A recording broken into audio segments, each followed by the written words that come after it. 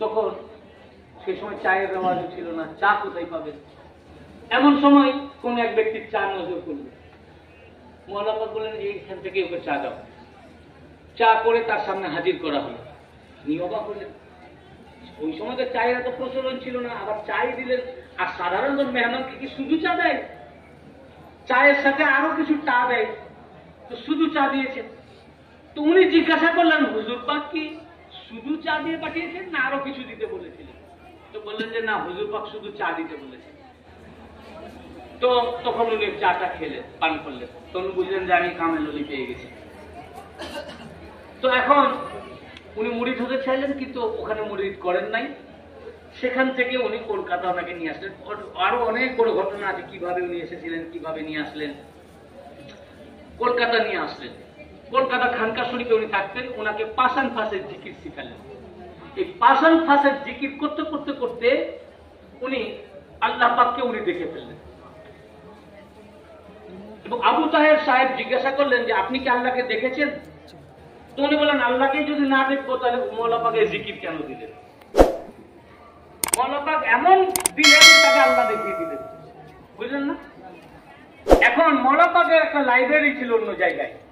সেই লাইব্রেরি উনি মাঝে মাঝে যেতেন কেতাব পাকের জন্য।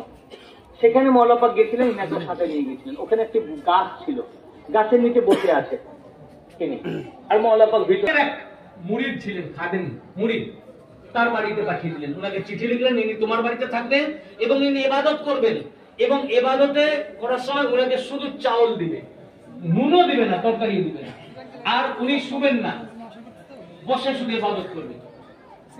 এই ইবাদত করতে করতে করতে উনি দুর্বল হয়ে পড়লেন। তখন উনি চিঠি লিখলেন, হুজুর ইনার অবস্থা খুব খারাপ, একটু ওনাকে শোয়ার ব্যবস্থা করা যায়। বলেন যে না। একটু ঠেস দেওয়ার ব্যবস্থা করা যায়। বলেন না। তারপরেও আরো যখন শোচনীয় হয়ে গেল, তখন উনি চিঠি লিখলেন যে ভয় হচ্ছে ইন্তেকাল না হয়ে যায়। তখন উনি শেষে একটা বলেছিলেন, এক ধরনের বালিশ টাইপের, তাতে একটু ভর দিয়ে বসবে কিন্তু শুবে না।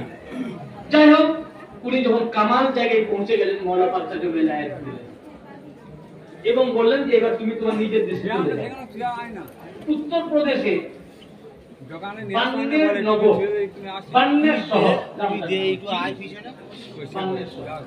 সেখানে ওনার বাড়ি ছিল,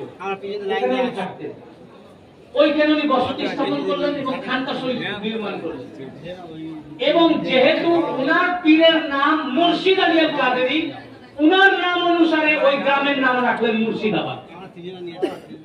উত্তর প্রদেশে এই গ্রামটি রয়েছে এবং ওখানে মাজার শরীফ আছে।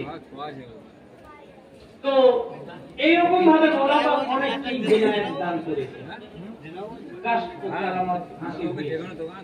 তো এই যে খানদান পাক, সিলসিলা পাক, এই মওলানা পাক, ইনাদের কদম পাকের সাদকা থেকে বেলায়েত হাসিল হয়।